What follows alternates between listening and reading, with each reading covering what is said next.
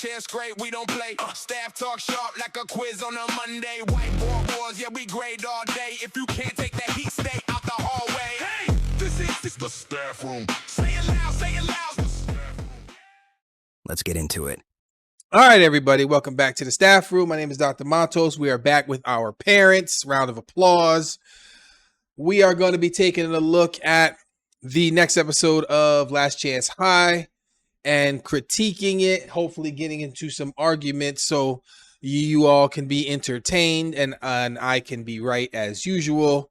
Not really as usual, but most of the time. All right. Anybody have anything to say before we start? Okay, let's get it. Spanky, do it again.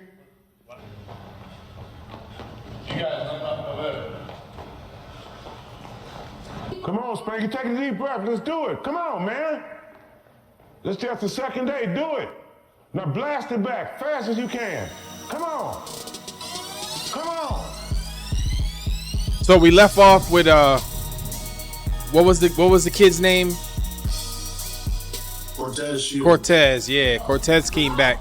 Now we got Spanky. He pulled my behind. I can't understand you. He pulled my behind. Move your hand from your mouth. You with him just I could pull my dress with your butt.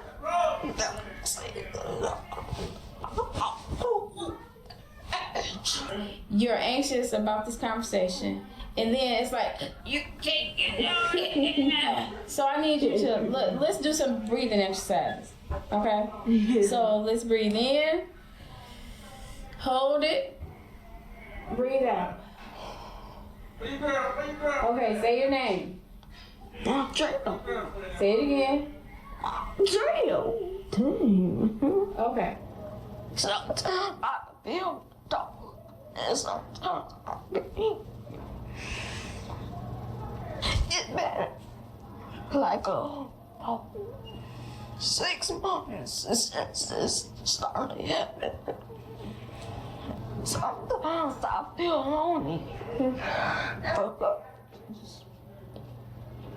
Y'all think that's real? Everybody in the club is mental. It's like I I'm think it's afraid. I hope so. Yeah, because if not, he's a good actor. He deserves an Academy Award. The only reason I say that is because I've seen that happen a lot where Josie, would you like to kids will read page- pretend stuff. No. But like that, you seen it? Yeah, I've seen a lot of things. I've seen them pretend they can't walk. I've seen them pretend they can't talk. I've seen them pretend they were going to pass out. I've seen them pass out and that be make pretend. I've seen them jump off of stuff and then pretend that they broke their leg. I've seen it all. When it comes to kids like, go ahead. I was gonna ask, just so I can be up to par, what is that kid's diagnostic traits? Like what is going on with him? What's his diagnosis? Yeah. I don't know if they said it yet. All of them are diagnosed EBD, emotional behavioral disorder. All of them. So all that means is that they have an inability to regulate their emotions. Like when they get angry or sad or any type of emotion, it can go from an extremely heightened state, and they don't have the ability to bring themselves back to a regulated position, nor do they have the ability to control their actions when they're in that heightened state. So, question I got for you, Dr. Mato, sir. If you were to have this student and he was deemed a troublemaker in the classroom, and him showing that display of an example of shortness of breath or unable to communicate in a full sentence, how would you go about coaching him and redirecting him to remain functional in the classroom? So yeah, it depends. When I have kids that do stuff like that, typically I know them. So I can make a diagnosis of the problem when it's happening, but I don't like just pass judgment like you're playing. I know them. I know when they're playing, I know when they're not playing, or I know when they're looking for attention, I know when they're not looking for attention. So if this was my a student that, you know, was in my unit, the first thing I would do was what that lady was doing, what the social worker was doing, is I pull him and we'd have those discussions. But I would not force him to talk normal unless I knew for a fact that he was doing it on purpose. Because typically what happens when you get this type of attention seeking behavior, if it is in fact an attention seeking behavior, there's something behind it that is there's something behind it that's facilitating the behavior. I just want to know what it is. So I would talk, we would have a lot of discussions. I would talk to the parents. I would allow him to do exactly what he's doing. I would allow him to do it. I would give him, like, okay, what do you need? Do you need water? Do you need cough drops? I don't know. I'd give him everything he needed to make him feel like I cared about the situation, like I took it seriously, and then I'd let it fizzle out. But if it was on purpose, he was doing it on purpose, and I knew for a fact he was doing it on purpose, I would ignore it.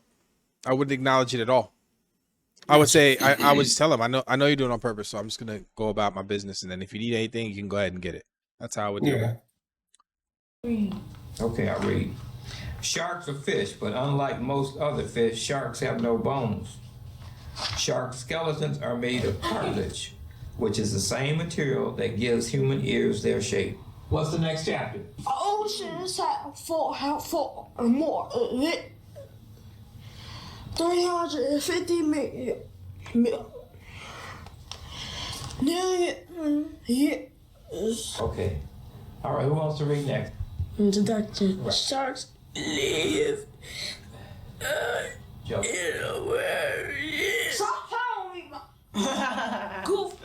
What is it, social emotionalism? Where you going? I know, but you know what? You can't walk out the room like that. You understand that? I still don't see a para in there, an assistant. Nope, me neither. Nope. Just sit down and be quiet, and I want you to ignore him, okay? He understands that he can irritate you. Don't let him do it. Joseph, please read properly. Joseph. Okay, Matthew, you read. Okay, sharks have lived in the world oceans for 3,500 years. You're gonna lose some points. There it is. So they do have a system in place. He said they're gonna lose some points. So what those points equate to, I mean, that's kind of a different story. But clearly the kid doesn't care about losing points. And also the way, I don't like the way they did it neither. Like the way that he took the points was off. What do y'all think? I don't know. That kid that was making fun of the other kid would have got removed from the class. I agree.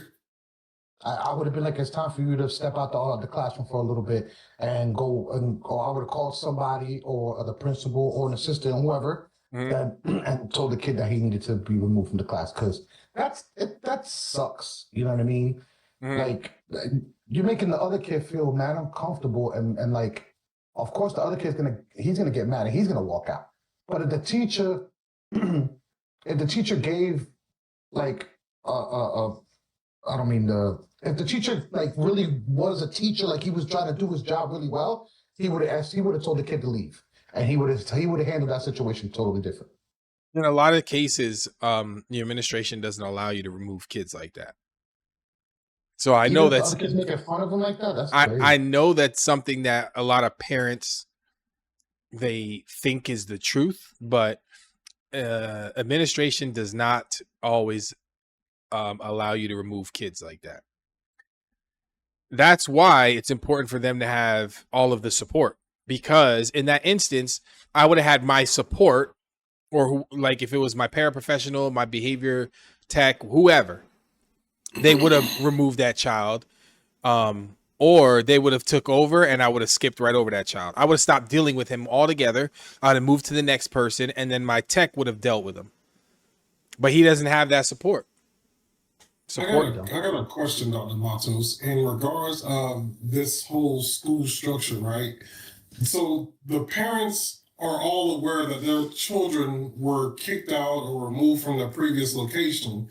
Do they believe their kids are going to school and being on their best behavior? Because right now, I'm just looking at this as a larger aspect to know that. Doesn't the parents have blame for this? All right, that's a great question. To be told that your child is being disrespectful, are you just looking at it as, oh well, they're just gonna go to school. It's not gonna be at home all day, or? That's a great question.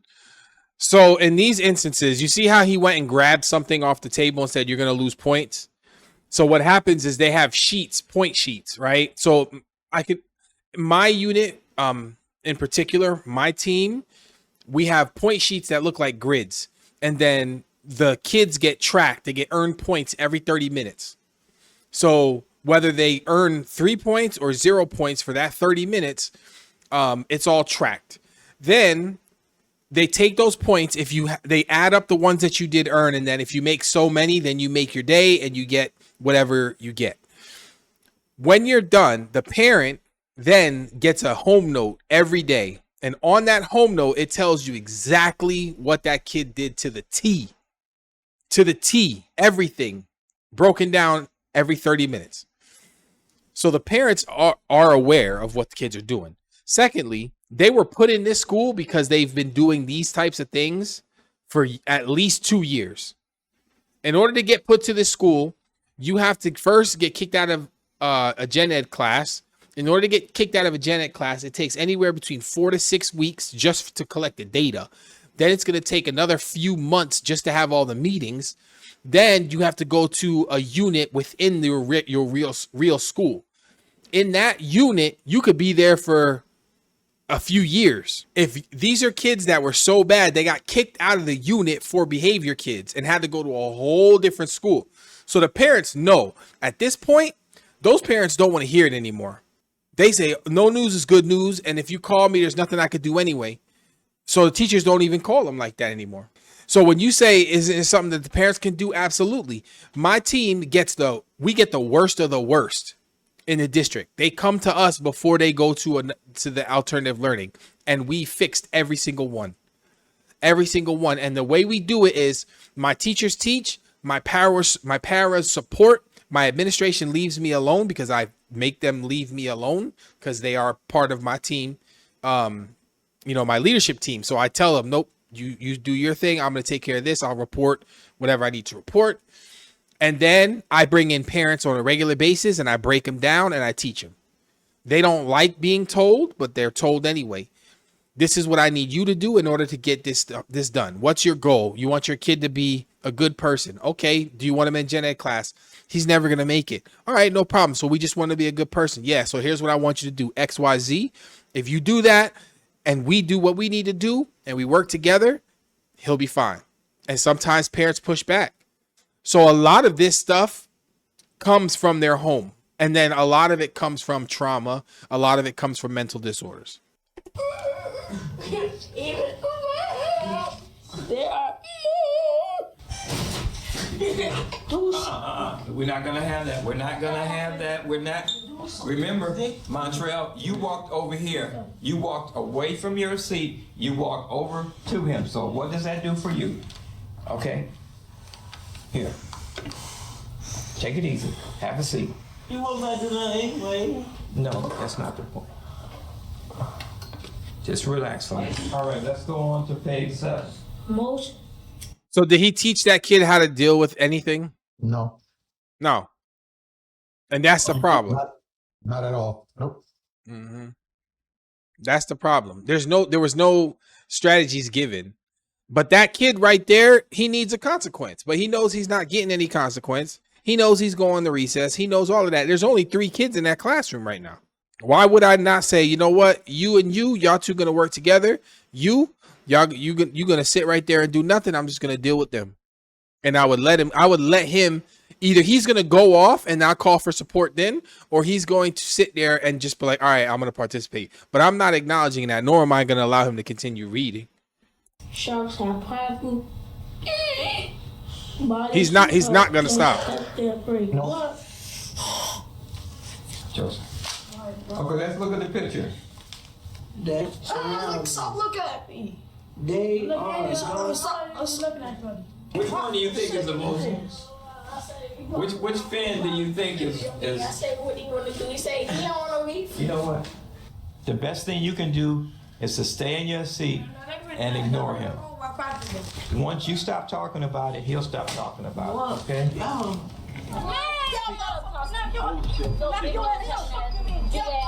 Beat your ass, boy. White ass hater. Cause you wanna stop bullying people who stop bullying your God. What's real? I ask you. That right there is how I could tell that he's not doing it on purpose. Because he's not even in class. Yeah, he's not even in class. He sounded normal there. No, I don't. No, he still sounded the same way, but he got out a little bit more. But listen to him. See, watch. No, wait. See, I asked you like 30 minutes ago who hit who first. Then you say he hit you first. But I don't mess with him no more. He mess with him all day. I don't. He said so to me. He kept on talking. Then he punched me in my nose. My father went to jail for murdering somebody. He always hit my sisters. second one whose dad is in jail for some kind of violent crime. My mom.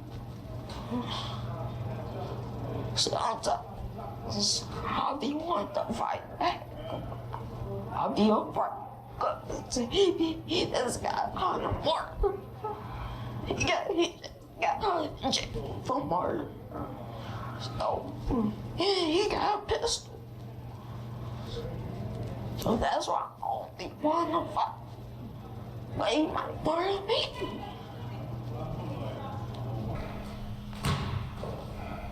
So that kind of trauma, There you go. But you got to put something on it. that's real. Come on, You bring Spike, that right catch to school. That's how you gonna catch it. Yep. Just like this. All right, when he do it, you gonna catch it like this. Don't be afraid of it. William is a good person. He'll talk to me sometimes. Like one-on-one. Are they still bullying you? I can't understand you. Not really. Not really. So what about the other problem we had? The hygiene problem. You take a shower every night? You use deodorant too? Because what they're going to start doing is talking, and then they're going to start bullying you, Hygiene. right? Teachers are your teacher, your protector, your therapist, your mom, your dad. They're literally everything to these kids. So much that he got to talk to them about taking a shower. And that's the same way it is with when you're reading. I believe that you can speak better than what you're speaking. Are you nervous? Huh? Nervous about what? I'm just scared. Don't hold your feelings. Now suppose you had to be the guard and you bouncing the ball and you gotta say 2, 2, 2 loud enough for everybody to hear it. Could you do that? Do it. Now you gotta be bouncing the ball with your hand up in the air saying 2, 2, 2. 2, 2, 2. 2 fingers, what you talking about? 2, 2, 2. Left. You speak well when you want to use a cuss word. I heard you today. So you can do it when you want to do it. You gotta get some confidence in yourself. If you need somebody to talk to or something like that, you gotta open your mouth and say something. Is it a man around your house that you can talk to? Or is it always just a bunch of women? Just a bunch of women. Even grandma, right? Yeah. You know what a mentor is? No. A mentor is a person, like, could be somebody like me, that will come and get you and take you someplace or come around and talk to you or let you talk. And you're gonna talk. Cause you're gonna wanna play softball, I'm gonna be right there. You wanna play football next year, I'm gonna be right there. Nobody else got to know. I won't tell nobody else. If any of you, if it get out, you told. Yeah. If you get out, you told. You understand me? Okay. All right. I like that. If he's on top of my table, if he's tearing up everything, and I'm trying to control him, what do you think I can do? All right, what y'all think about that one? All right. So first of all, that was his mom. She needs to stop having kids Why? because that she's a single mom. That's a lot of kids. You can't focus on just one kid. You got multiple kids and you got a baby in your hand. Anyways, that's besides the point. Let's get back to the education part of the situation. That is part of education. That's part. Right now, there's a student in my unit whose mom has 9 kids. That's insane to me. But that's reality. That's the reality of being an educator. See, when I don't like, I'm doing this because I want to hear y'all perspective on what y'all think a teacher goes through as it pertains to children. This is what they go through. Even though we see this here, there's teachers right now that are in regular schools that go through the same stuff. There's parents with a ton of kids, parents that don't want to talk to you, parents that when you call them are going to curse you out, parents that are going to want to fight you, and all because you just want to help. I could literally call a parent I could name a couple parents off the top of my head. If I'm gonna call them, they're gonna curse me out, and all I want to do is tell them good morning. That's the reality. And they have a ton of kids, and they just keep going for whatever reason. That's just part of what we deal with. I don't want to interrupt Mr. Jose's thoughts, but when you ask, what do we think on this one? It's clear and quite evident that a father figure is missing in these kids' life, male or female, right? And then second, I find myself truly understand why I, for one, am also glad that I don't have the patience to be a teacher, but yet I understand what you in this profession, Mr. Matos, go through, as well as many others. And then last point, I just want to say, I'm just really heartbroken that these kids in that region, based upon this video, are suffering from the help and the need that they do need to possess to be better, to have a better, successful future, man. It's really quite disturbing, man. I'm not gonna lie to you. Listen, it's the way that parents put their homes together is the way they do that. And then my problem is accountability. That's my thing. Okay, this is what I tell parents. You have 3 kids, right? Yes. I got 1 kid in my class, right, for behavior, and he's misbehaving. Yeah. Well, if there's 2 other kids that you have, and one of them is at home and one of them is at another class, and they all have a behavior problem, that's a parenting problem. That's not a kid. It don't work like that. That is 100% a parenting problem. Walk in, chest great, we don't play. Staff